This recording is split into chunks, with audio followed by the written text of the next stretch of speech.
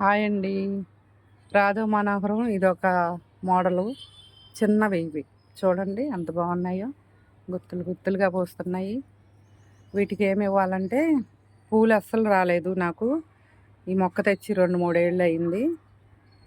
నేనైతే పటిక ఉంటుంది కదా, మనం గుమ్మానికి కట్టుకుంటాము.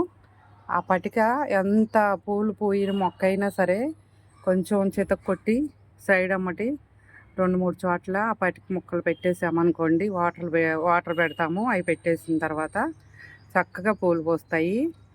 ఆ ట్రిప్ ఫాలో అవ్వండి.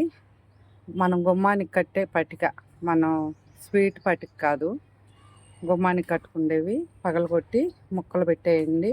పూలు పూయిన మొక్కలు ఏమన్నా ఉంటే మండిగా ఉండేవి పెట్టేయండి. చాలా బాగా పూలు పూస్తాయి. మన ఛానల్ ఫాలో అవ్వండి, షేర్ చేయండి. కాసింబీ గార్డెన్ సబ్స్క్రైబ్ చేసుకోండి ఫ్రెండ్స్. ఈ ట్రిప్ ఫాలో అవ్వండి. మీకు ఎన్ని రోజులు పూలు పోయకపోయినా సరే ఆ మొక్కకి అలా చేయండి. 1 నెల 2 నెలల్లోనే మీకు మార్పు అనేది కనిపిస్తుంది. ఓకేనా ఫ్రెండ్స్?